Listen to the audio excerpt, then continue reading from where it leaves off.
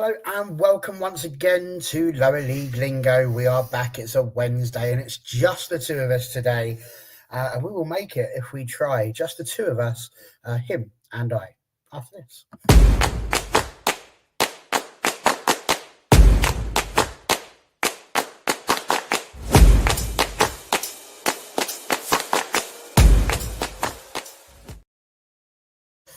Hello, welcome back. We are talking all things Lower League. And of course, we are talking about the WNL. We were thinking about doing Tier 5 again today. We chose not to, purely because Tier 3 and 4 are finished. They're over. They're done. Sorted. Finito. Tick box. Sorted. So it made sense just to round those up nicely and put them back into a draw ready for next season. But we're going to tie it up with a nice little blow right here, right now. And there's a load of discussion points to come out of these, I think, Gareth. It's going to be, quite a few things that we need to have a little chat about. So let's get ourselves underway, shall we? First of all, you okay? Yeah, all good. All good. Looking forward to this. It should be a good chat. Yeah, well, I mean, that's exactly what it's going to be. It's a bit of a strange one because normally we just sort of do questions and pop them around. But yeah, people are going to sort of get to see the inner workings of our head, I suppose. And of course, which could be good telly, could be terrible. We'll see in a bit. But the Northern Premier, interestingly enough, is kind of where it all begins, to be honest with you, because the vast majority of the stories and the things we're going to talk about stem from this very division. So once this division's spoken about, to be honest with you, we're probably going to zip through the next few quite simply and quite easily because there's some convoluted stories that have come from this. We made it to the very last weekend with the title very much stood up for grabs. We had Halifax and Stourbridge as the two teams that we believed were going to be going down. Obviously, it was waiting for the confirmation of who was coming down from the championship.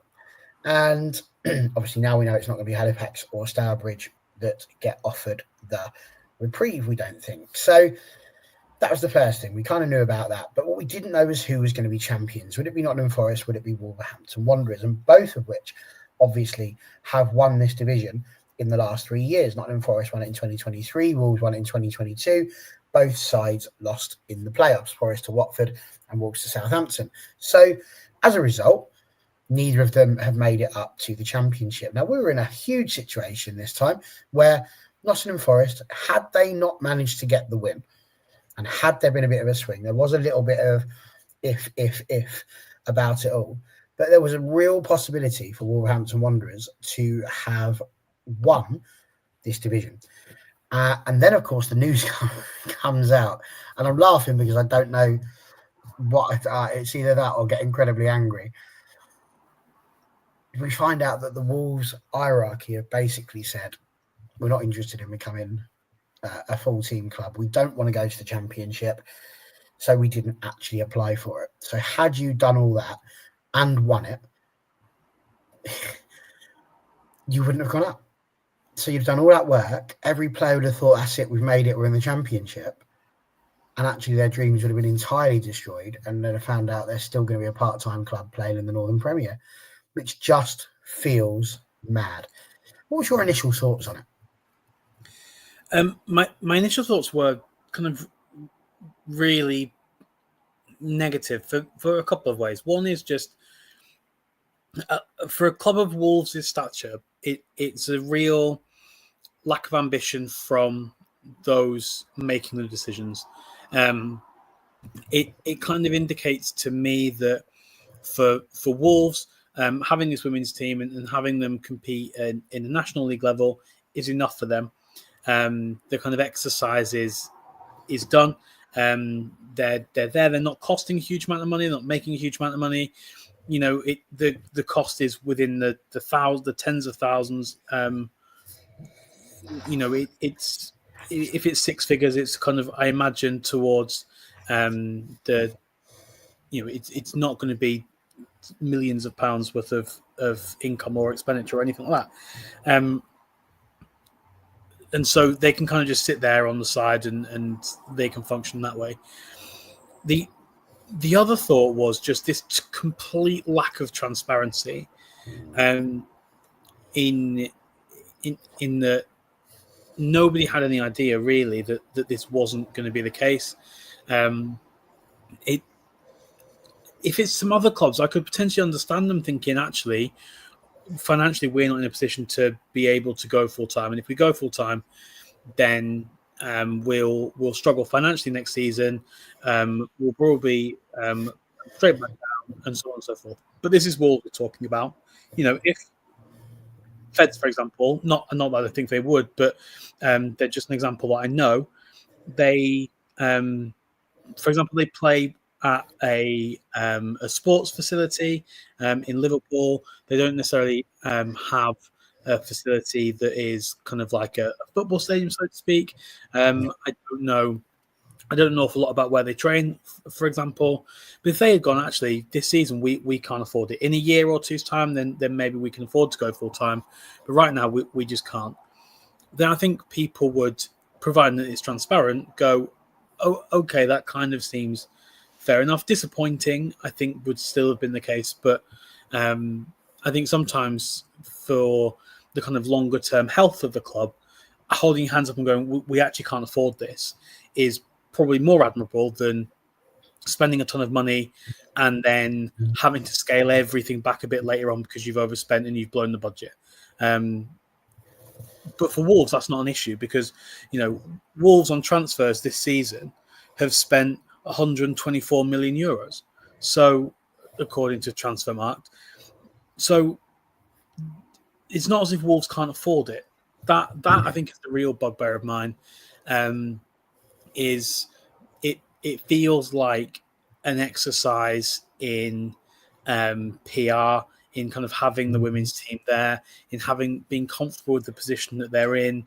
They're challenging for silverware. They have a good FA Cup run. That's going to get some attention. If they win the National League Cup, that will get some attention. But it's not going to cost a huge amount. Don't have to spend a huge amount. And they can kind of sit there comfortably.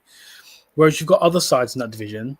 I think Burnley will probably look at this season as an underachievement.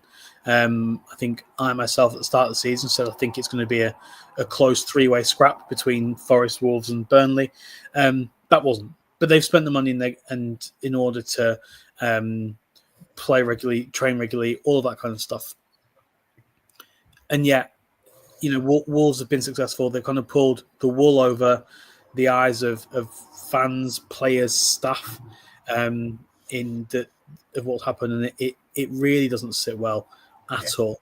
It's a bit of a difficult one, isn't it? Because what was brilliant was the Athletic have actually done something about this. They've done a nice little investigative piece, as they so often do, into all of the stories that come up. I'll just give you some of the highlights of it. I was reading through this a little bit at lunchtime at work, so had a little look to try and see some of the things that were going on, and the owners of Wolves haven't made a secret of saying that it's more of a vehicle for participation rather than a chance to reach elite full-time football. So as far as they're concerned, they're happy for people to come and play football for them, but if they want to be full-time, they know that there's other clubs out there that they could go and join. So from the leadership point of view, that appears to be what they're trying to say. It says they haven't decided what they're going to do for next season's budgets. They don't think there's going to be a big reduction, and they are going to employ a full-time commercial officer to try and help them to become more self-sustainable. Now, I've heard rumour that Wolves were also saying that at the time when they had to make the application in February, that obviously the Wolves men were potentially in a relegation scrap at that point. So they didn't want to commit to trying to pay more money for the women's team when they might be losing money to go down to the Championship, which, again, there's some reasonable points being made in amongst all this. But equally, they don't really tend to work as well as you'd like them to. So what it says is that in the past two seasons as well, Wolves women cost the wider club as a whole £300,000. And that's it. They benefited from merging their training facilities, so the cost isn't that much. But they don't agree as an ownership with the fact that you've got to apply for promotion. They think that if you win the league, you should just be allowed to go up and play in the league above, it, mate. And to be fair, I think that's a reasonable argument. If you're asking people, it's a bit like having a country club at the golf, I suppose. You know, or you can only come and play on our golf course if you pay the bigger fees. Otherwise, it's that little council one down the street. But it is interesting because you can't get the revenue figures as much. But again, the Athletic did a great job, and they've managed to find Birmingham City and a few other bits. So they said that of the 7 clubs to disclose their income in 23-24, only 2 of them turned over than £1 million, more than that. Birmingham City's £3.6 million revenue is impressive, but it owed to £3 million in sponsorship income, and just £336,000 of that arrived in the form of TV money. So you can see already that just other income is about 270,000, which is not a huge amount. Some sources are estimating that Wolves would have needed to spend between 1 and 1.5 million yearly if the women's team were in the second tier. But this is where it sort of gets murky. Is it, do you think, because I'm struggling with this as well, part of me wonders if the biggest part of it isn't so much that they chose not to invest and they don't want to lose the money, but actually, like you said, it's the honesty. It's the fact that they knew about it, knew they didn't want to do it, and didn't tell the players that was the case. So the players have been led on this merry dance, genuinely thinking it could have been okay. And it's a PR disaster as it is. That the fact that they could have gone up and then have to suffer the indignity of being told, yeah, you won it, you're good enough to go and play up there, but you're not gonna. It's just, that's the soul destroying part, isn't it? So do you think it's more the honesty rather than the financials? Yeah, for me, I think if they had gone and these are top clubs. When they set budgets at the start of the year, these plans are in place. It's not as if in February they went, I don't know, let's not bother. That plan, those discussions must have taken place months in advance. They would have known. And if they had been honest and said to staff, players, stakeholders, fans, whatever, that we're not applying for promotion, then and kind of justified the reasons, then players can make their own choices. And you're at a time where if players wanted to go and play elsewhere, then they were in a position to be able to do that. They wanted to go and train with Stoke, for example, rugby, West Brom. There's plenty of clubs in the Midlands in this league. Then they were in a position to be able to do that. However, because it was kept under wraps, because it felt a bit cloak and daggers, it feels more shady towards the end. Like I said, if they'd held their hands up and gone, we can't afford this, I think there would have been some eyebrows raised in terms of the revenue of the wider club as a whole. However, I think personally, I can kind of look past the financial decisions because I'm not naive in thinking that there's an absolute horde of clubs lined up to subsidise the women's teams through men's teams revenue, because that isn't what happens. You've kind of got to make money to be able to spend it, and there's no guarantee that going up into the second tier at the moment you're going to make that money. But like I say, it's the kind of working in the shadows, this kind of discussions happening in behind closed doors, decisions happening behind closed doors that isn't filtering through to management or players. I'm not even suggesting that. I don't know who it is that makes the decisions at Wolves, but whoever that person is, I'm not suggesting they get everybody in and talk to them. But whoever it is that runs that director of football chair, whatever that role is, could have had a conversation with the manager and gone, look, this is where we're at this season. We don't know what the plan is for next season, but right now, given that we are unable to plan next season's budgets because we don't know how the Premier League is going to finish, and that will have a £100 million difference in terms of income next year, depending on that. Plus, it's tricky to make decisions. I think people would have gone, that sucks, but at least it's kind of happened in the right way. Whereas now, I just feel really sorry for the players and the coaches that have worked hard all season. Not only have they kind of gone through the disappointment of losing out on winning the title on the final day of the season, but then to find out that actually, if West Brom had done a favour, then you still wouldn't have gone up anyway. It feels kind of like it's a double whammy for them.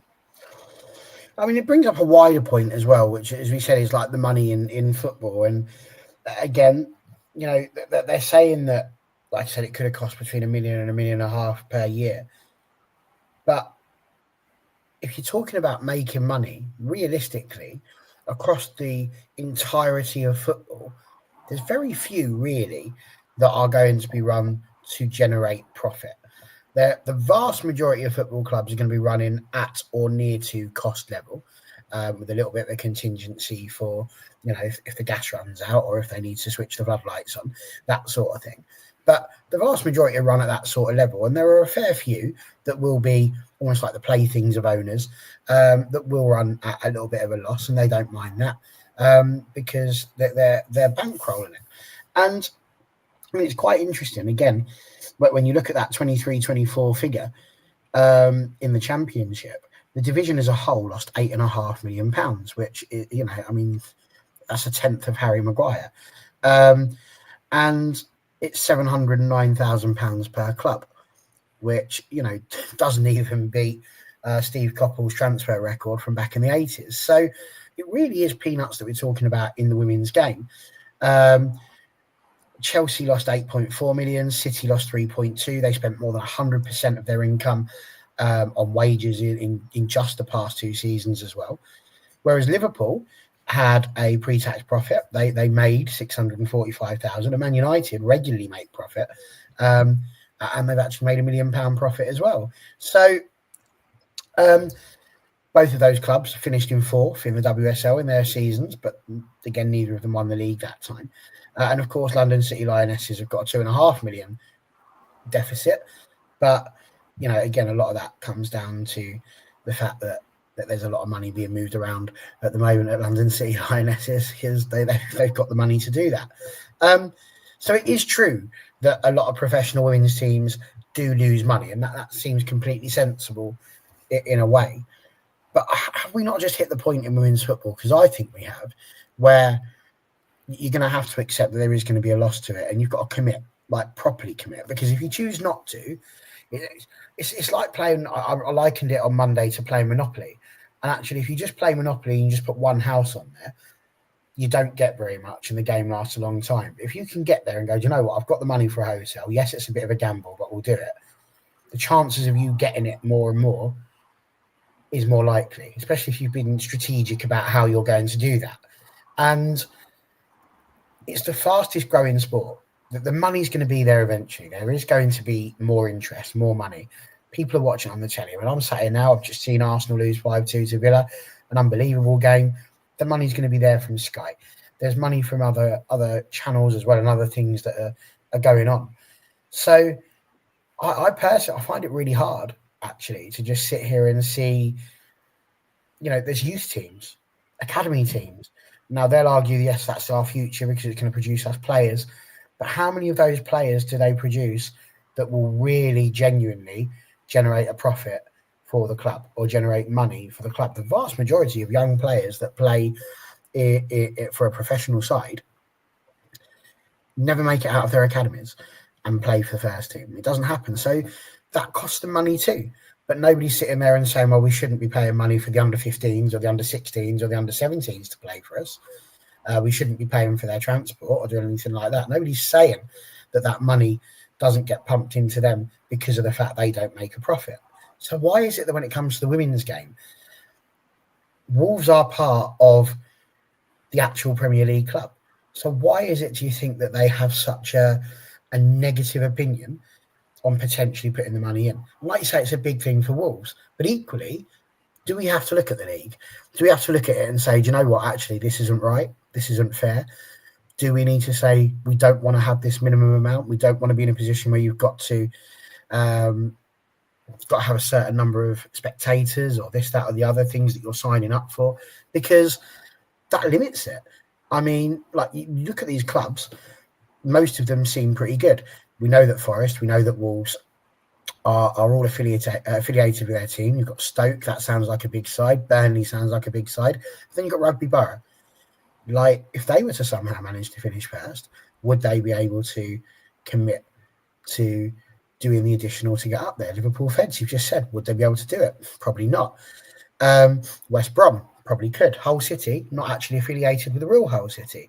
And therein lies another problem, because they have got a manager who, at the moment, it's come out today that, you know, he's now been or should be investigated by the FA because he's had numerous complaints put in against him for intimidation of women, kicking the ball at the players, sort of swearing at them, turning around and saying that he's had relations. It's not post watershed yet, with one of the players, and it's not necessarily true that that's happened.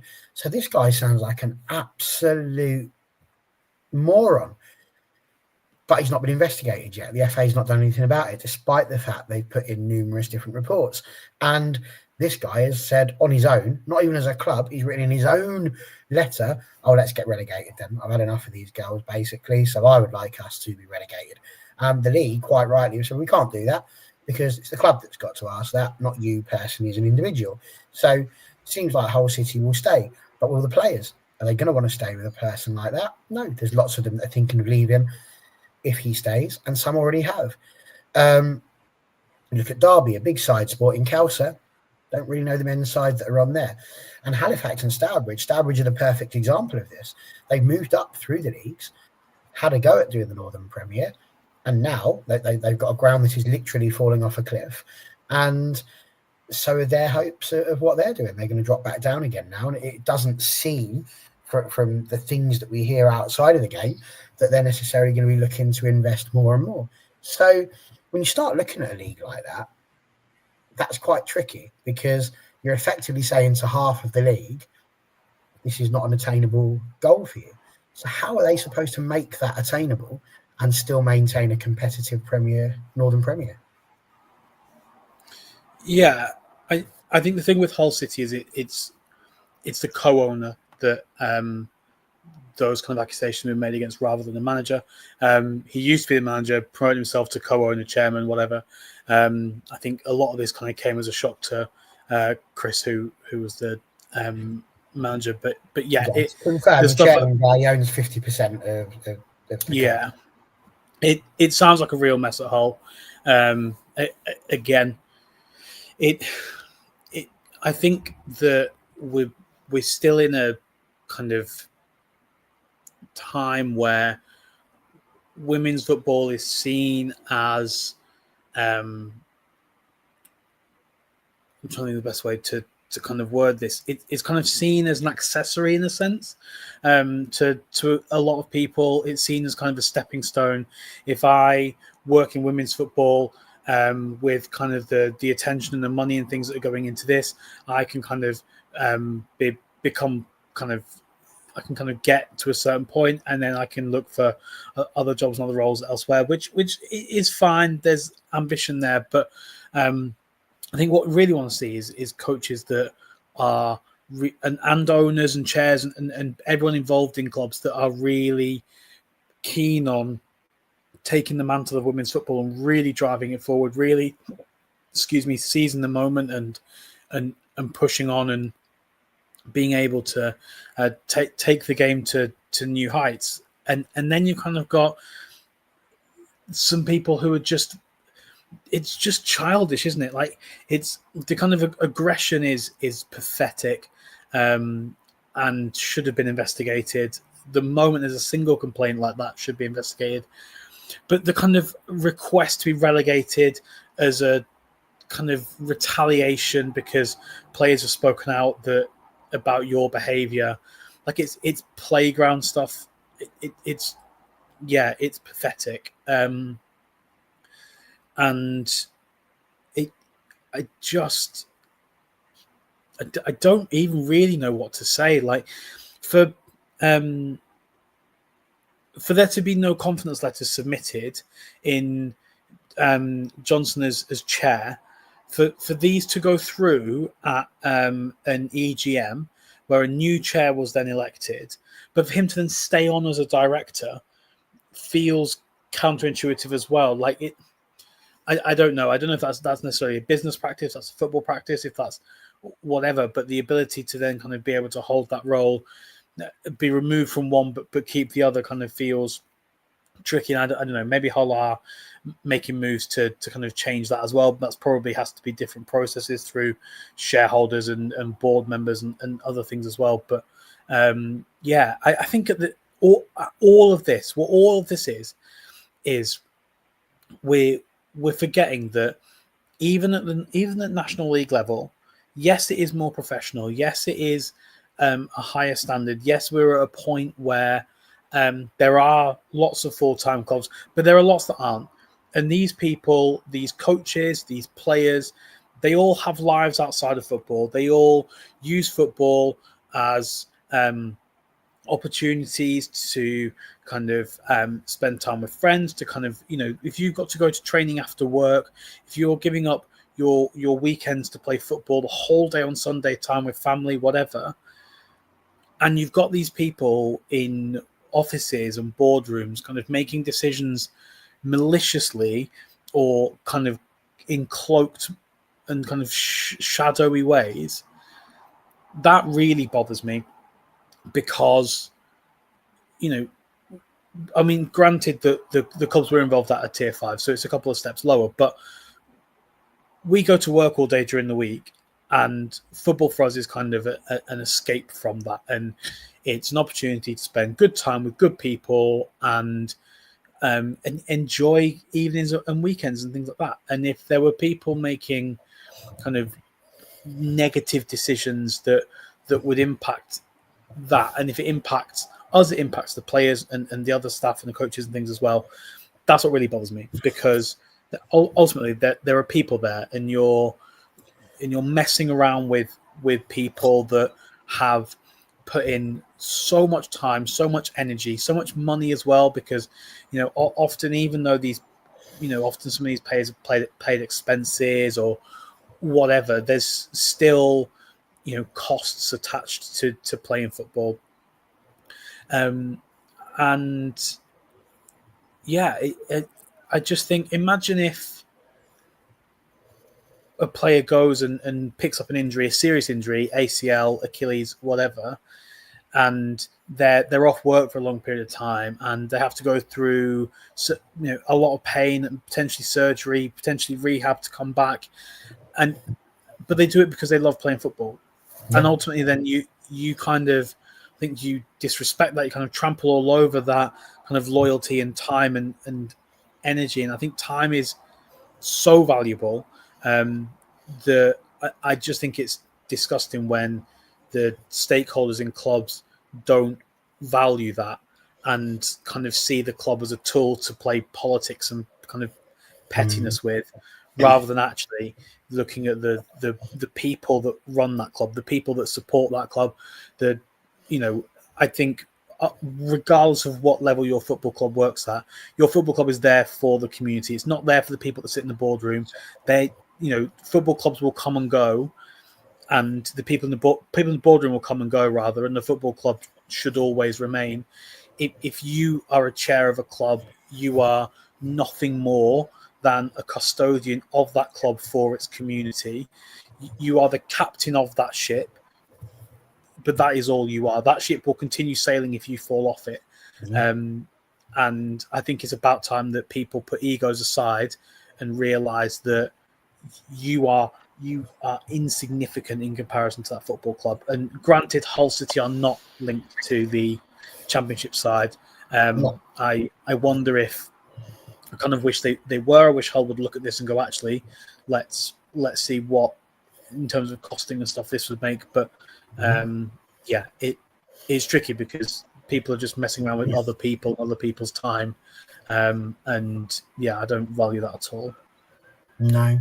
I mean, I think, again, part of the problem is that we've got a lot of the teams that are affiliated with the men's side, some of the teams that aren't affiliated with the men's side. And I just wonder if actually the affiliation with the men's side, it's so full of greed over on the men's side anyway. It's all about the money and all about the profit and all about being able to do that. And as a result, I do just wonder if maybe doing what we're doing here in the women's game, perhaps that's part of the problem, is that actually perhaps they just need to do the opposite and sort of almost pull away from the men's side with the way they're going, because they might find more, I don't know, decent owners that actually care about football and, like you say, the community and the growth of the game, rather than just their pockets.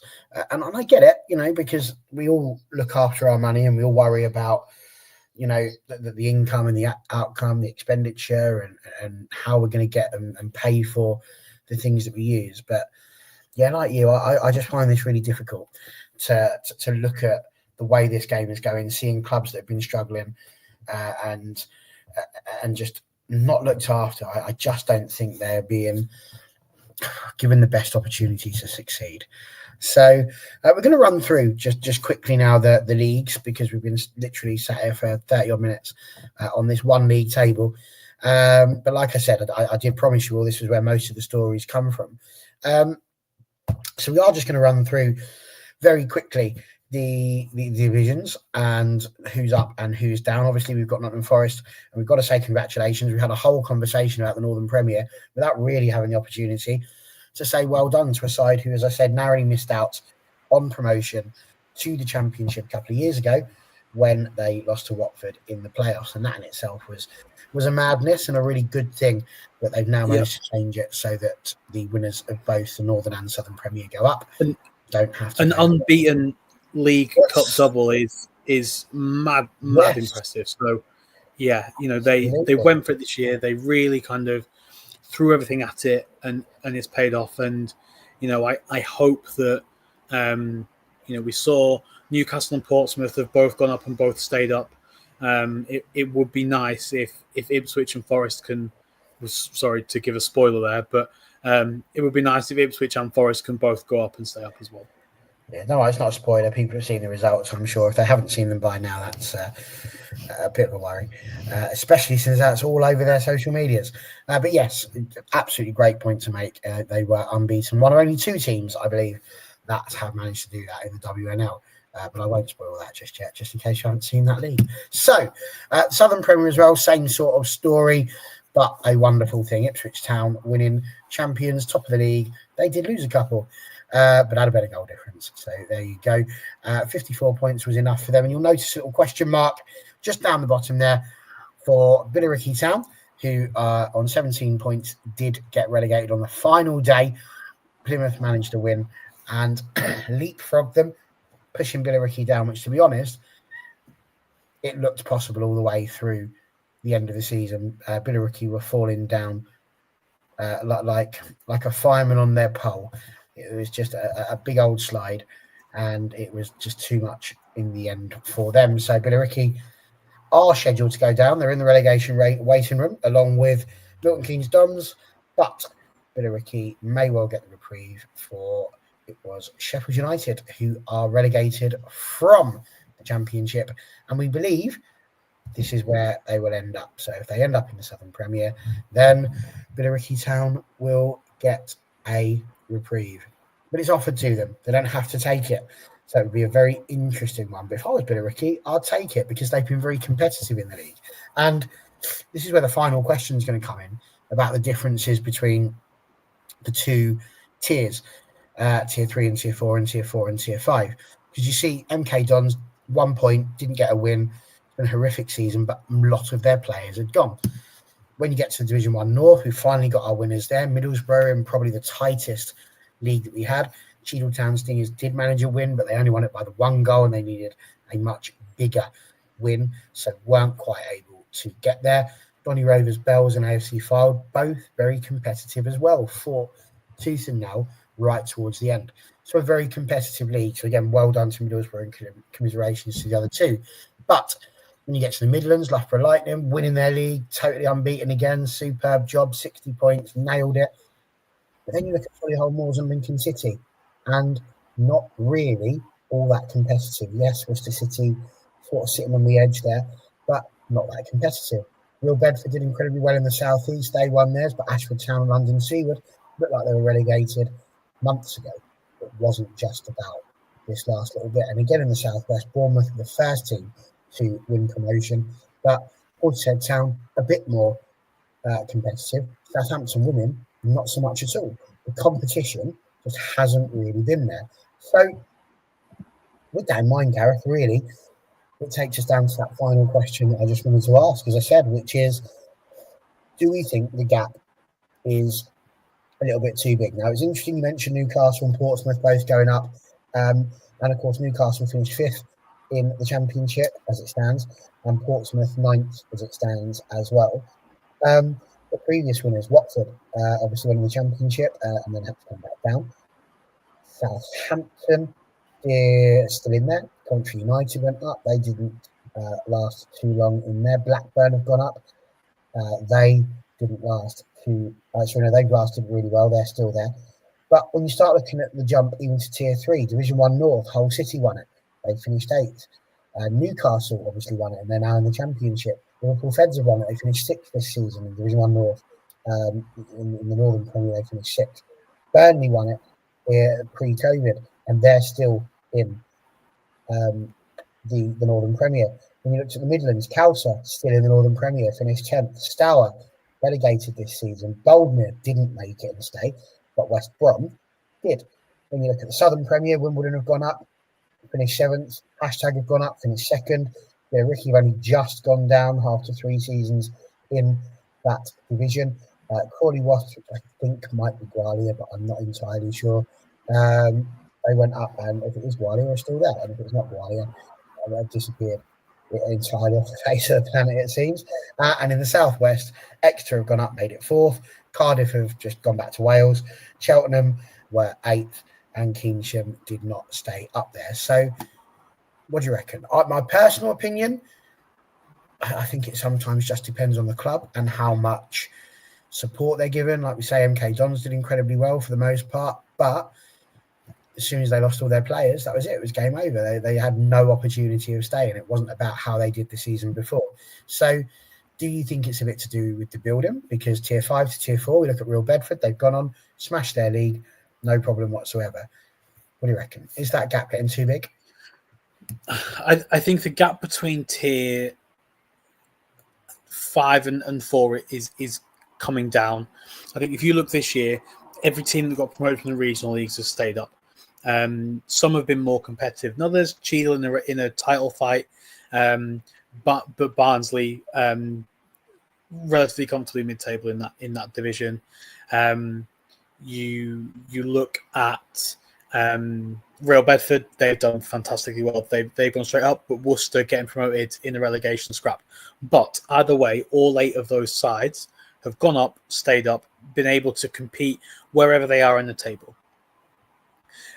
So I think that gap is coming down. I think there will be teams that will be able to take momentum through from playing well at Tier 5, winning that league, having a positive environment, bringing some players in that fit that positivity in that environment, and then continuing to compete and continue.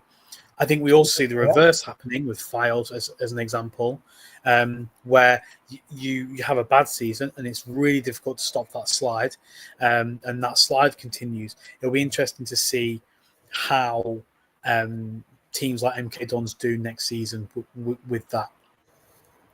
What I think is the case is that we're almost seeing within the 2-tiered structure of the WNL, we're almost seeing 3 tiers where you have the Tier 4, which is you've got a good group of teams at the top that can compete, and then you kind of got a relegation scrap. There's no real kind of mid-table with it.